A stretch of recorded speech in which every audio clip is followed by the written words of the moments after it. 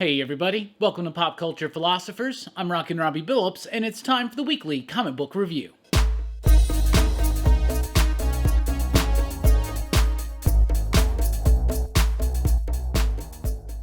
That's right, everybody. Thanks for checking out the video. I am Rockin' Robbie Billups. This is the weekly comic book review. It's the show where I read a lot of comic books, and I'll let you know what I thought about them. But before we get into that, I gotta give a shout out to Josh Brewington, supporting us over at patreon.com/PCP. Josh, we really do appreciate the support. We couldn't do it without you. Station. And now we always start with the pick of the week, and this week's pick of the week, haha, number 6. From Image Comics, written by W. Maxwell Prince, and now he is joined by his co-conspirators from Ice Cream Man, Martín Morazzo, Chris O'Halloran. I loved this issue. It directly ties into Ice Cream Man, which we've already been assuming because of the creative team, because of this cover, because of the recognition of who that clown is.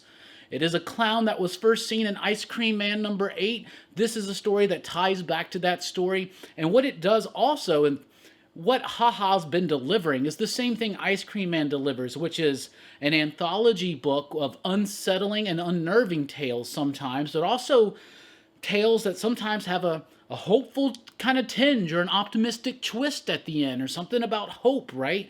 It's about the dichotomy of human experience. We could go deep into it, but at the same time, it's also just wild, rambunctious, fun in a sickly sweet kind of way. If you love Ice Cream Man, even if you skipped out on HaHa, I would highly encourage you to check this one out because it involves a lot of Ice Cream Man isms. It's got it all in there. And it's kind of like a statement on what Ice Cream Man and HaHa have been about. I love this. It's basically about this clown who's having a really bad day. There's actually some nods to the more recent Joker movie with Joaquin Phoenix. Just a little slight bit there, but this book was everything I love about what W. Maxwell Prince does on titles like HaHa and especially Ice Cream Man. It's unnerving and unsettling, but at the same time, excuse me, it's kind of hopeful and optimistic. It's a very interesting world we live in, then I think this kind of captures a human experience in a way. HaHa number 6. Pick of the week. Did you pick that one, Bueller? I bet you did. Did you get it? Did you get it right? The Silver Coin. Number 4 is also here from Image Comics. This one, okay. So I really like the first issue of this. I like the second. The third kind of lost me a little bit, so I was really hoping for the fourth one to kind of, bring it back. And it's Jeff Lemire, and it's set in the future. This is a story that kind of follows a silver coin that apparently just has different effects. This book confused the hell out of me. There's some really cool futuristic type stuff. The artwork by Michael Walsh is fine. The story got some interesting ideas, futuristic ideas by Jeff Lemire, but how this is all connected to the silver coin, as the silver coin's in the book, what did it do? I'm getting confused. I'm getting lost. I am very much getting lost. Now the next issue I believe is by Rom V. So we'll see. I don't know. Silver Coin number 4, I didn't really like it. I wasn't really digging on it, and that surprised me. The 6 Sidekicks of Trigger Keaton issue number 2 is here. This is from Image Comics. Kyle Starks, Chris Schweizer. This is a really fun, rambunctious, humorous kind of book. So Trigger Keaton is this Chuck Norris type character, right? He's like this action heroes, done a bunch of TV shows, but not very successful at times. He's famous, I guess, but he's done a lot of shows. And each of those shows, he's had a kid sidekick. And he treated these kid sidekicks like complete crap, okay? And now someone has murdered Trigger Keaton, and nobody cares, including the 6 sidekicks, right?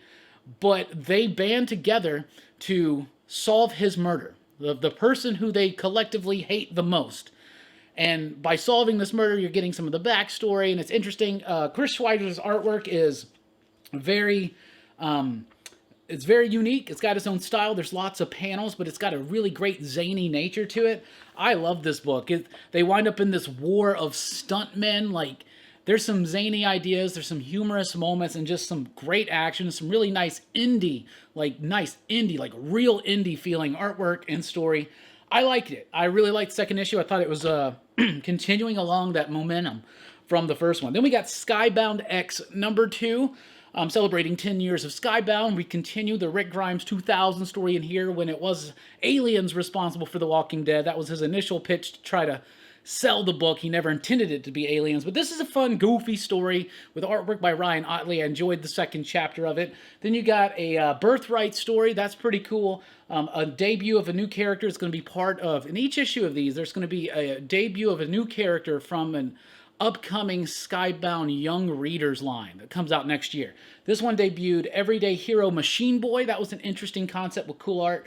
And then there was a Stillwater story in here too. So if you're a Stillwater fan, I would highly encourage you to check it out because Chip Zdarsky, Ramon K. Perez did a really great short Stillwater story that just had a really nice hook and punch. So I thought that was cool. Let's jump over to Marvel. We've got Aliens Aftermath #1. This is a one-shot comic book to be exact. It's written by Benjamin Percy. It's got artwork by David Wachter, Chris Sotomayor on the coloring. I liked it. It's decent enough. It's called Aliens Aftermath. It takes place some years after the movie Aliens, and it's about a dude whose aunt was one of the soldiers who was lost on that base, on that colony, and they've covered it up, so they're trying to go in there and uncover what happened. Okay, so I liked it overall. I thought it was a decent story. The one thing I didn't like is, like, this dude's, like, I don't know, he's almost like he's got a YouTube channel, and he's trying to, like, show how corrupt the Weyland-Yutani Corporation is. It's a weird, like, thing that feels kind of dated to today, but aside from that, this new alien, this like, glowing, like, crystalline-looking alien, like, freaking awesome. That was pretty cool. So for a one-shot, it was decent, and it was all right. If you're reading the Aliens book, I think you might want to pick that one up. It was pretty decent. Sinister War, #1 is here. The book was actually pretty decent, I'll be honest with you. So we're getting to the climax of Nick Spencer's run on SpiderMan, and I'm excited. I overall haven't liked the book. I think it's been a bit inconsistent. There are times I like it and times I don't. This happened to be an issue I liked. It did a good job of all these different pieces, all these different versions of the Sinister Six are all, like, coming together, and it's going to be a big all-out war, right? So it's finally bringing some dangling subplots back together. Maybe not the most interesting thing. Like, I still find it very difficult to buy the idea that Mysterio directed this movie that Mary Jane was in and that she was okay with that. And, like, so whatever. There's some weird stretches throughout, but overall, I thought the issue was pretty decent. It's Mark Bagley on the artwork, and sometimes Mark Bagley's artwork it's not quite as refined as it used to be at times, especially during the Ultimate Spider-Man days, but this was pretty solid, better than some of the stuff I've seen in recent years, and I'm a big Mark Bagley fan. But, I mean, this is a must if you're reading the Nick Spencer Spider-Man and you want to see where it's going. It felt kind of classic. I liked how everything was kind of building up, but it's going to piss me off again pretty soon. I'm pretty sure of that. But who knows? Who knows? Maybe I'll love every issue from this point forward. And that would be exciting to me. I would be okay with that. Thor is here with issue number 15. Feels like it's been a long time since we've had an issue of Thor. So it starts a new storyline called Revelations, a 3-part storyline by Donny Cates, with artist, who is the artist? It's a guest artist, probably doing these 3 issues if I had to guess. Michelle Bandini. This issue is all right. Like, Thor is so weird. Okay, so Donnie's trying to do this thing where Thor's, like, not able to really lift his hammer anymore. Like, oh man, I know we haven't done that in years, right? But now Thor is starting to act kind of, like, grumpy, and, like, not in a typical Thor grumpy way, but in a, like, a really, like, almost like an emo teenage kind of way, right? And there's this revelation here that just doesn't really make sense to me. Whatever. All that aside, I really didn't like this issue of Thor, like, at all. I thought that Thor was acting a bit out of character.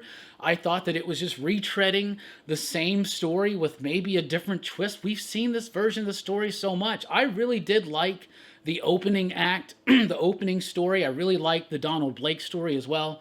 But this one, it just didn't do anything for me, and it just kind of made me go, man, I did not like this issue of Thor. That was a big surprise to me, because I've been really liking Thor. Extreme Carnage rolls on through with the Scream one-shot. Clay McLeod, Chapman, Christopher Mooningham. I really like this artist. He did the the art on a book called Five Ghosts from Image a few years ago that I absolutely loved and just wish would come back. So the artwork was solid and the story was pretty solid. You know, if you're following this whole extreme Carnage thing, you're going to want to get into this one. Some big things happen to the character of Scream, or at least allegedly some big things happen to the character of Scream. So we'll see how it plays out. But overall, I thought it was a bit stronger than the issue that came out before.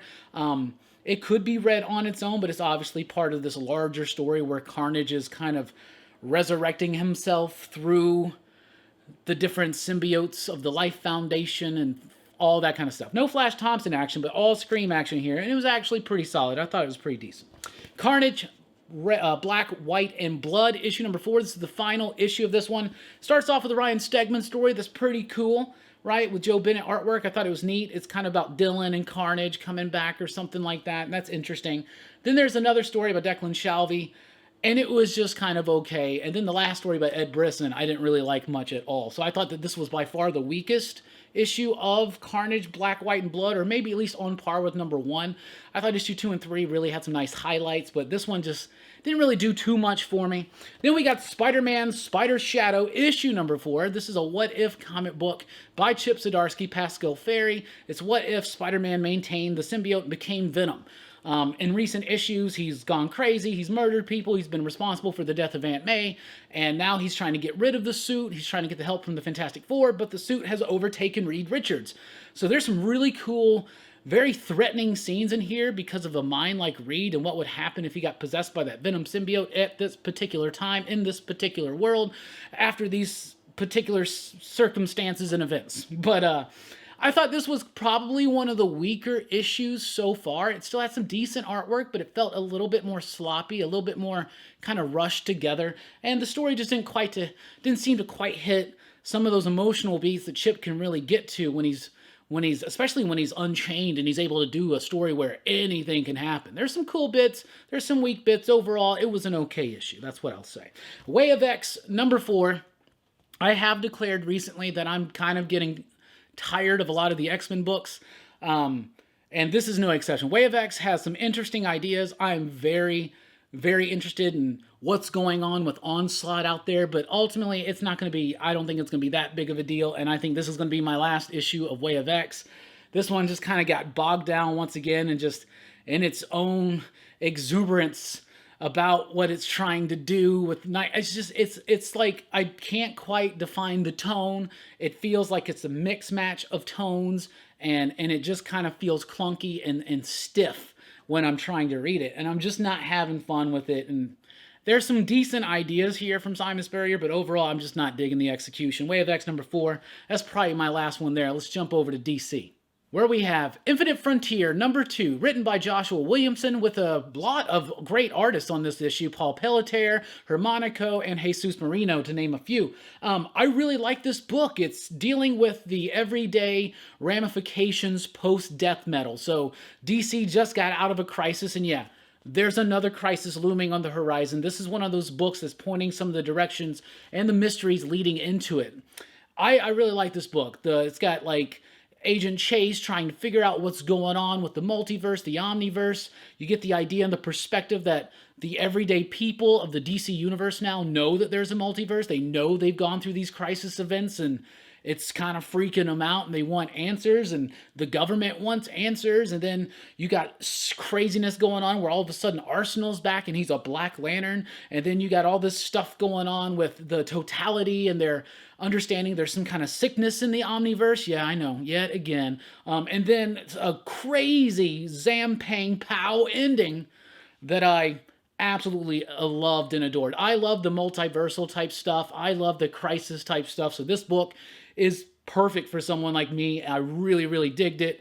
Getting into it, and they could do a crisis every few years. I'm cool with it. I mean, I'm cool with that, to be honest with you. We got the Joker number 5 here. This is kind of the filler issue, and I really mean that, okay? So we got Matthew Rosenberg coming in here to do the story along with James Tynion, but mostly Rosenberg pulling the weight here, I think. And it's a story from Gordon's past, one of the first times that the Joker really affected his life and he realized that he got into him, right?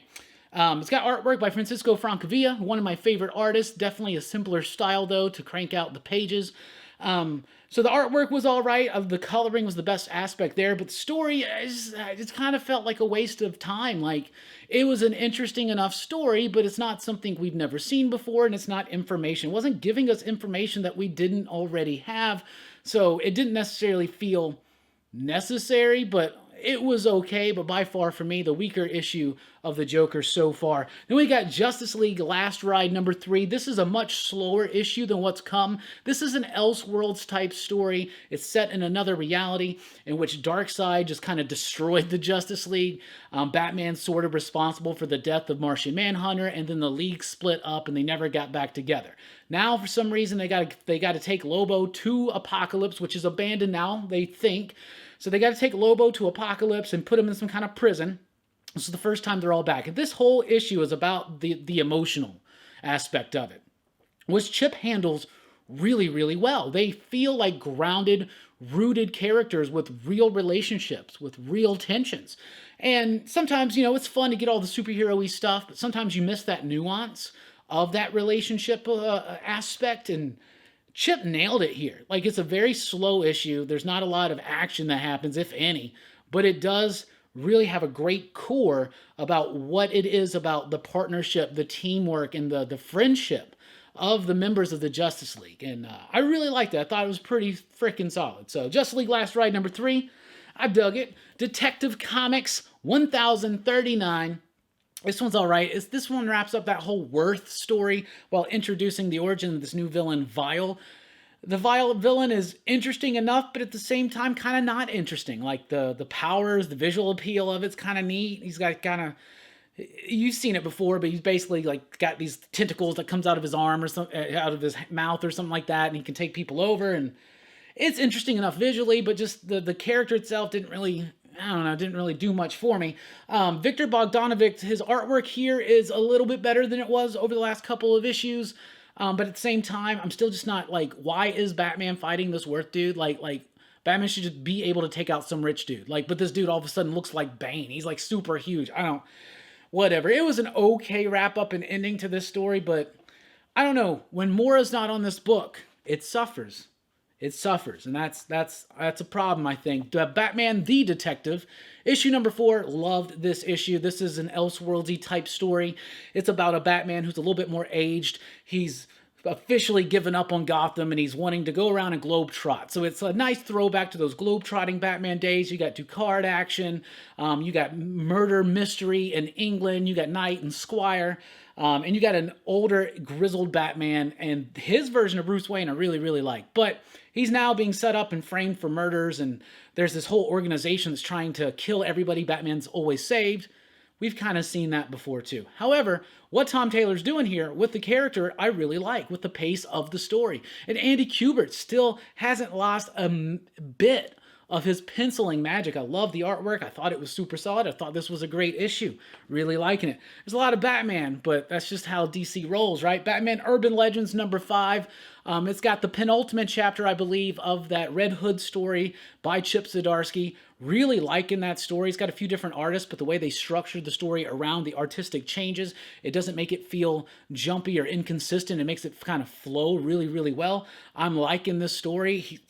Chip Zdarsky could write a Red Hood ongoing, and I would definitely read it. And that would be the first time I'd be committed to reading a Red Hood ongoing ever. Anyway, there's a Tim Drake story. It's okay. There's what's the other story in there? There's a oh yeah, there's a Batgirl story. That was okay. But the backup story, this is the final chapter of the Grifter story by Matthew Rosenberg, and all of the setup has completely paid off. I spoiled this completely on Sunday because I was so excited. I know a lot of you have already seen and heard about it, but one of my favorite superhero teams of the 90s heralds their return at the end of this Batman book, and I could not be more excited. Wonder Woman 775, really liked this issue. So we had the Valhalla arc with amazing artwork by Travis Moore. Now we got Andy McDonald, a different style, a little bit less clean, a little bit more raw and edgy, which I really like, and I think it can be appropriate for certain stories of Wonder Woman. However, this is the story dealing with Olympus, and it just kind of didn't feel like his style meshed with the style the fantastical style of this issue. That being said, I liked it story-wise. I thought this Olympus thing was a bit rushed compared to how long they spent on the Valhalla stuff, but I am still excited about this book. The journey of Wonder Woman, I think Conrad and Clunan are actually doing a really solid job of building an interesting and dense enough story to keep me guessing and to keep me interested in seeing what's going to happen. Wonder Woman 775, there you go. Backup story, couldn't tell you, didn't read it. The Flash 2021 annual, Wally West fans rejoice. They have finally fixed the character. They have finally figured out a way to sort of cleverly unravel Heroes in Crisis and make Wally West the Wally West we know and love and set up a lot of fun to come. We shall see. But I really got to highlight Jeremy Adams, I believe it's Jeremy, because I was so hesitant on this Flash run. I didn't really like the first couple issues or something, but it just kept getting... I liked the first one, didn't like the second one. And then it's just been very consistent, you know, and it's tough to live up to a run like Joshua Williamson, and we obviously had a run in between, but this has been pretty solid. Really great work on Wally West, but all that's really had to be done so far is to try to fix Wally West yet again. I think they actually did it here. I think Wally West fans that have felt betrayed will want to come back into the Flash fold now. Flash 2021 annual, I thought that was dope. Superman in Action Comics 2021 annual, didn't really like this one. I'm loving what Philip Kennedy Johnson's doing on Action Comics, but this should have just been labeled a Future State book. Now, you can tell it says the House of L returns, but it should have just had the Future State branding and all that stuff, so I could have just been like, yeah, maybe we should just kind of skim through that one. The future House of L, that was one of my least interesting things to me about the Superman in the future state, and it goes back to that, Superman's descendants, this crazy story, though there is an interesting futuristic take on a Superman villain, but it didn't really do much for me. I thought it was kind of slow and boring. Future State Gotham issue number 3 is here. Probably the weaker issue so far, but that usually happens when you get to 3. You're trying to slow down a little bit. I think this book works better when it's like high-octane action. There still is some high-octane action in here, but it just didn't quite gel as well as the first 2 issues did for me, but I'm still liking the concept. It's Red Hood in the era of Future State. He's a peacemaker now, but he's actually undercover for Batman, but the Bat family don't know that, so they're kind of against him, and then the Peacemakers also don't like him, and so there's some interesting thing being done right there, and the artwork's very manga-esque. This one, though, just a bit... There's just something a little off on issue number 3, but it was still a solid issue overall. Then we got the Challenge of the Super Sons, number 4. Peter Tomasi doing what Peter Tomasi does best. Write Damian Wayne and Jonathan Kent as team-up partners and friends at this very particular time in DC continuity, post-DC Rebirth. That was a mouthful. I really like this book. I really like these characters at this time working together, so it's nice to see those hijinks back. It's a book that doesn't take itself too seriously, but it's still a serious book. Challenge of the Super Sons, number 4. Really, really like that. Basically, it's like this timey-wimey thing, and certain Justice League members are cursed, and they have to go and save them, and without them knowing, it's interesting. Then we got Batman ScoobyDoo Mysteries, issue number 4. This is the best issue of Batman ScoobyDoo Mysteries yet. This was actually really good. Nightwing and Batgirl teaming up with the Scooby Gang against the Black Mask and the False Face Society, but lots of in-jokes, lots of like meta kind of references for adults, Scooby fans that I thought was actually really neat and fun. So I really enjoyed this one. I thought it was actually rather good. I mean that. Like, this may even make my top 10. Wouldn't that just mess up Jim Ment if I'm like, my number 10 is Batman Scooby-Doo Mysteries? It might. You know, I haven't even thought about that yet. Rorschach is here, though, with issue number 10 from Tom King, Jorge Fornes, Dave Stewart. I said this on Sunday night, but, like, I like the events that have unfolded here. Like, in this issue, you finally kind of figure out a lot more of the pieces on how this comic book creator became a new Rorschach, had a sidekick, and went to go attempt assassination on a presidential candidate, and how it's tied into Frank Miller and Robert Redford. It's crazy. It's crazy. It sounds crazy when I explain it, right? So all the events, everything was cool. But in order to find out all this information, we just had to have one dude talk to another dude for the entire issue and have flashbacks. Now, there's been a lot of that kind of stuff in the pages of Rorschach lately, and Jorge Fornes has done a brilliant job of somehow making the art technique very innovative and very interesting, to make that pop and make it feel like you're doing more than just reading a book of exposition. And this one is like, bruh, I'm out of juice. And this is just feels like it's nothing but character telling you, oh, here's what was behind everything after all. Exposition dump. And so a little bit of a weak issue. I'm still liking it overall, but this one didn't capture much of what I've liked about this book because it just felt a bit just too damn explaining. From IDW, we have Canto 3, Lionhearted. This is the third, and is it the final volume of Kanto? At least the saga. Anyway, it's ramping up. It's ramping up to the end. Now, we just got off of a 3-issue miniseries that I thought was going to be doing a lot of setup work so that when 3 started, we just jumped right into it. That's not the case. This is still mostly a setup issue, so it doesn't really quite work very well for an issue number 1. But that being said, if you're picking up Canto 3, issue number 1 as your first Kanto book ever, that's a bad mistake, no matter how new reader friendly this would be, right? But all the pieces are kind of almost in set, and now it's like we're getting it going. Like, you know how when you go to watch The Two Towers and it takes a little bit for things to kind of get going again? That's what this issue felt like. Still a really solid issue, but it just felt like the ignition's turning the engine over just a little bit. And then at the end, you're like, okay, now we can go. Now we can go. So I still liked it. Thought it was really good. Beyond the Breach, number 1 is a new one from Aftershock Comics. Ed Brisson, Damian Cosero. Really like this book. It's great. It's about this woman. Her husband was cheating on her with her sister. She's mad. She's pissed. She's like leaving him. She's like speeding out of town. She's going to get away from it for a while. And then all of a sudden, it seems like something, like a portal opens up or something. She kind of falls asleep. She goes unconscious. She wakes up, and then there's these like giant monsters just eating people out of cars and stuff. So now it's like this survival story, and there's these cute little animals involved as well. But it's called Beyond the Breach, so I'm assuming there's some kind of portal opened up. Maybe a little bit Oblivion Song idea, but handled in a different way more high octane, way more energetic. I actually really like this issue. I'm going to put it really high on my top 10 this week. Beyond the Breach, number 1, have really solid artwork, crazy monsters, great sci-fi horror. I really liked it. I really liked this issue. It had some gnarly bits, and the ending, I thought that was pretty dope. Bunny Mask number 2 is here.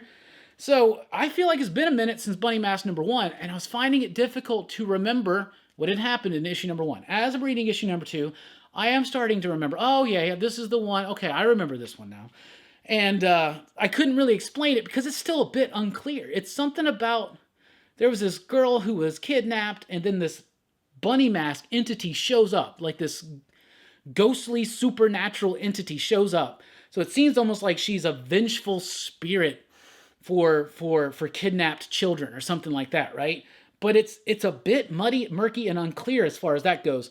Andrea Muti's pencils, coloring, everything about it's beautiful. This is one of my favorite artists out there. His coloring, the way it works, it's so cool. But I'm rather confused by this story. It's not making much sense to me. There's like a time jump in this issue that took a second to adjust to, and then it's just, I don't get it. I don't get it. I just don't get it. Am I dumb? I just don't get it. Savage Hearts. Number 1 is here from Dark Horse Comics. Really like this issue. So this is a new one from Aubrey Sitterson and Jed Dougherty. It's like this fantasy world. There's this dude. He makes me think of Pan or something. It's just this like dude is like a tree elf or something. I have no idea. And then you got this like super like bombastic and big and buff barbarian chick who's like walking with this party, and she's on a quest. She's trying to find this evil dude who did something to her lover or something like that. And just seeing her in passing, this like trickstery type person just falls for her and is now like enamored with her. And so it's kind of funny. It's kind of cute. It's not romantic, but it's crude, it's funny, it's out there, it's got a nice romp sense to it. I liked it a lot. Savage Hearts number 1 from Dark Horse Comics. Maybe give it a shot if you're wanting something different, unique, and new. Ninjak number 1 is here from Valiant Comics. This one by Jeff Parker, Javier Pulido. I really do like Javier's artwork, but this is not going to be what people are looking for in a Ninjak book, especially where the cover looks like that. But I like the layout, I like the composition, but the line work feels a bit simple. I've seen better artwork. It feels a little bit too empty at times. It doesn't, I don't know, there are pieces of it that don't work. The color choices really do work.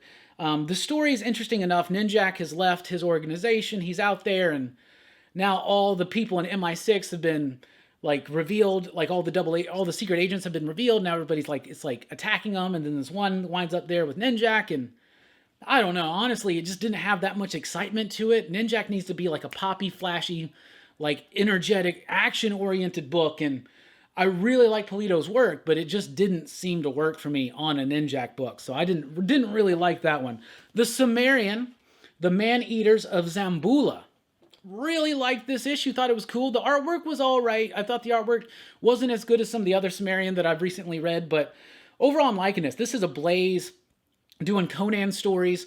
I think they were done in Europe first. Now they're translated for over here. You can tell that they were made for a different format, but they've been really good. I recently read the Frost Giant's Daughter as well as the last one that just like Iron Shadows in the Moon or something like that. But the Man-Eaters of Zambula, so Conan winds up in this place and he's told, yo, don't stay at this place because you'll get got. They're like demons or something. Turns out they're like cannibals or something. And then he runs across this completely nude woman. Like, she's nude the whole time why? Because it's Conan comic, right? And, Marvel won't do that, but Ablaze will. So this is kind of like uncensored Conan story. So if you're a Conan fan and you're not reading the Sumerian, I really think you should. These are direct adaptations of Robert E. Howard stories, and they also have the story that was adapted from at the end. So that's something I really like about this run. And I've never really been the biggest Conan fan, except for when I was a kid, sneaking out Savage Sword of Conan from my dad's closet. But, man, this is really scratching an itch I didn't even know I had anymore. Seven Secrets is here with issue number 10. This is from Boom Studios. Loved this issue. Lots of stuff. Lots of pieces still moving. Lots of momentum. This book never lets up. There were some big shocking reveals at the end of the last issue. They don't really get to that, but it's really like kind of like honing in on a new identity, on a new focus for the book, because explaining all the secrets and the world and everything, and then that just goes completely kablooey in issue number 6. And what we've done in arc 2 is really set up a new status quo, rearrange some of the characters, and now they're setting us up to know who the traitors are. Really like this book. I love the artwork. It always feels fresh. It always feels dynamic. It always just feels just in-your-face fun. And I love it. Seven Secrets, number 10, from Tom Taylor and Danielle Dianiculo and Walter Baiamonte. Eve, number 3, is here from Boom Studios. I've missed something in issue number 2, so I remember this book, and I liked the book, but I felt like there was a disjoint, so I probably just wasn't remembering or retaining a lot from what's come before. I think there's only 2 more issues left, but this issue was all right, but it did start feeling a bit clunky, maybe just a bit held back by some excessive, I don't know. It's not like it's not like overly verbose. It's got a nice flow to it, but there are just certain moments and certain ideas that just felt disconnected to me. But it's probably more because I just wasn't retaining a lot from the last issue. So maybe it's time to sit down, reread 1, 2, and 3, and then be ready for what's coming next. But Eve, number 3, was still all right. It's basically about this young woman who's trying to save the world. Oh, and it had an ending. What happened at the end? Yeah, the ending's really interesting, now that I think about it. All right. Mighty, see, I was almost losing my retention of the book, and I just read it like probably 40 minutes ago. Mighty Morphin, number 9, is here from Boom Studios. This is a really solid issue. So we got a new Green Ranger. We got the Eldarians back, and it's some really interesting things are going on in the pages of Power Rangers. It may be taking too long for this all to fully develop, but there's some really great moments here, especially with Squat and Babu and Skull's girlfriend. She's actually an alien. She's one of Zordon's race, but some interesting world building, some more elaborate concepts than obviously the TV show had. But the Zed bits at the end, the whole issue was worth it for that, and I'm really excited to set up to see the true history of Zedar, whatever. What's the name of that planet? Anyway, that's what I read. That's what I thought about it. What are you reading? What are you digging? What's your pick of the week? Let us know in the comments down below. Let's keep this conversation going. Thank you so much for checking out the video. Please be sure to like, share, and subscribe. And check us out at popculturephilosophers.com for podcast blogs and a whole lot more. I've been Rockin' Robbie Billups. Thanks for rocking with us. Keep on reading. Station.